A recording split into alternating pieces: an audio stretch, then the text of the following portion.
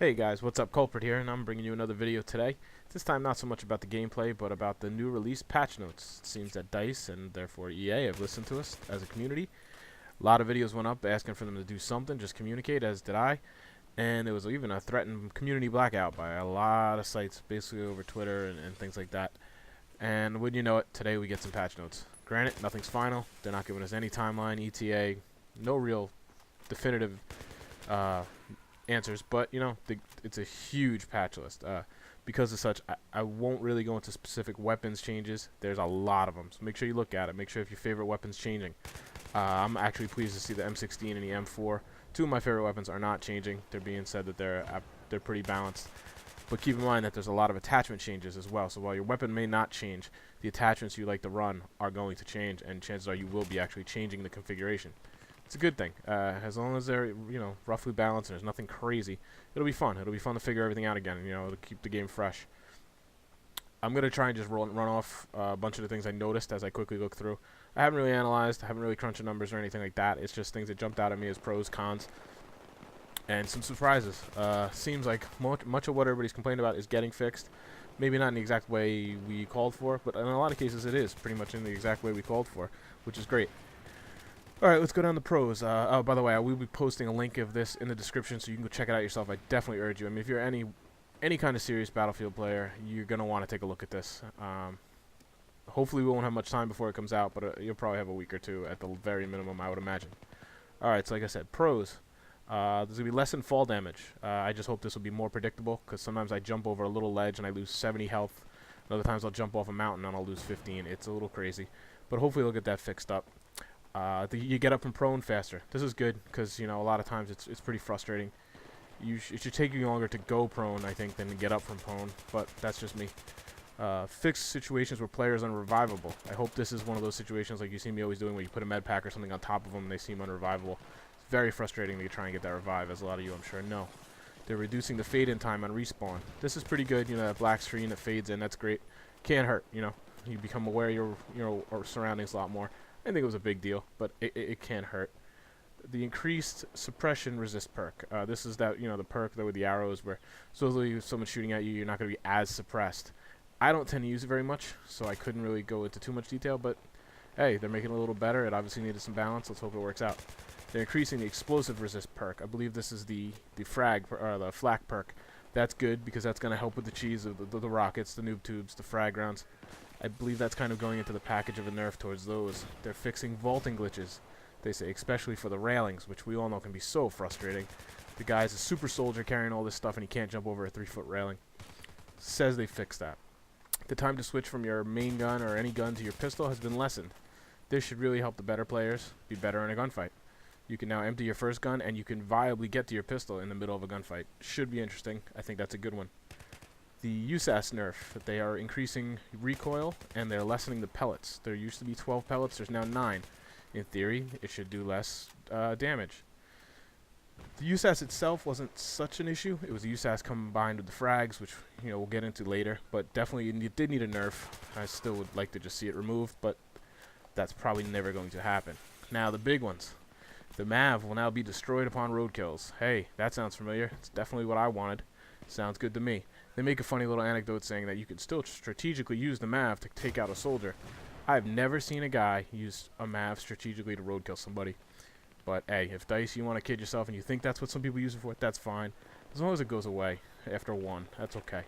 The MAV can no longer be used as an elevator. Thank God. This is so annoying. It just ruins the experience for so many other players. I can't wait for that.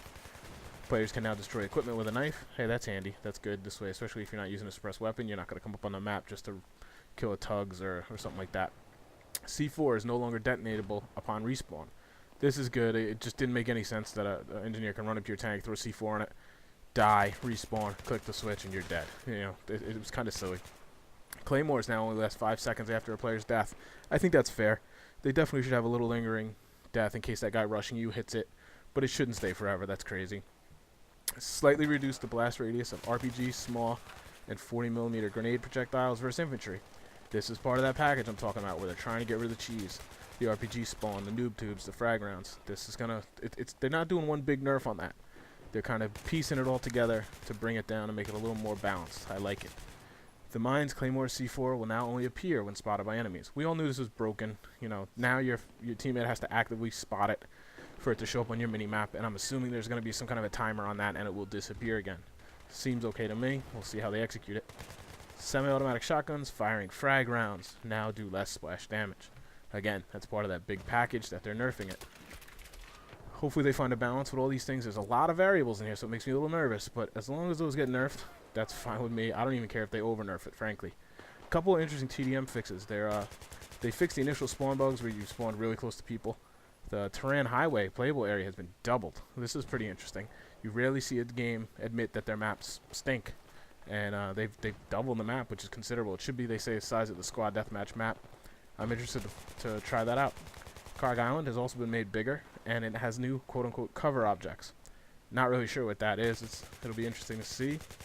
And in general, spawn points have improved, and more spawn zones have been added on a whole bunch of maps. Again, check the link. Couple cons. They increased the spawn protection to 2 seconds. It might not sound like a big deal from 1 second to 2 seconds, but it was one of my biggest pet peeves of Bad Company 2. You know, you'd be shooting a guy from behind or whatnot. Somebody would spawn in on him. He has spawn protection. Now your bullets are hitting him but not hurting him. Then both of those guys turn around and kill you. And they both are, you know, 100%. I hope it doesn't go to that. Let's hope not. And, you know, that I didn't like that. The laser-designated rockets are now distractible, defeatable by flares, i.e. the SOFLAM and the Javelin. This is dumb to me. I'm sorry. 2 guys now, one a recon with a SOFLAM, one an engineer with a Javelin, are now defeated by 1 button press. I thought Battlefield was about teamwork. Here's 2 guys working together, and they're easily defeated by just a click of a button. Seems totally backwards to me. So that's just a couple things off the top. I'm losing my breath because I'm trying to fit it in on this little TDM video I did for you. Again, nothing is final. These are just notes. They're looking for feedback. So, you know, the process is not done here, folks. It's going to take them a little while. But it's information, and that's what we wanted. And it's a discussion. That's what we wanted. I get the feeling that that is also what DICE themselves wanted. So now I think everybody kind of speaking up and being upset gave them a little leverage to go toward DA. And now they're being allowed to share some info with us. I really think it's EA kind of quieting DICE instead of the other way around. Like I said, DICE has a pretty good track record themselves, and it's just been a little abnormal this time with this game. So let's hope this will set the trend for the future. And I really don't hope this takes very long. They get some feedback. They do some inner testing, which we hear about on Twitter every now and then. And let's get this sucker out. I mean, every day there's no patch. This community they're losing players. There's just no doubt about it. They're losing YouTube videos. It's not working. Come on, let's freshen it up. Let's get a DLC announcement out now, too, obviously. I think it's time. You can't tell me they don't know what they're doing. They've got to already be working on it. Let's hear some info. You don't have to give us details. Give us a direction. That's all we're asking, you know. Keep us on the hook. You know, there's nothing really out there that's going to take me away. I'm not going to Modern Warfare 3.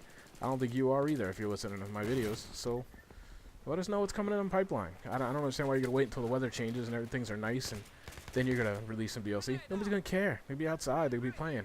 At least the ones with balanced lives anyway.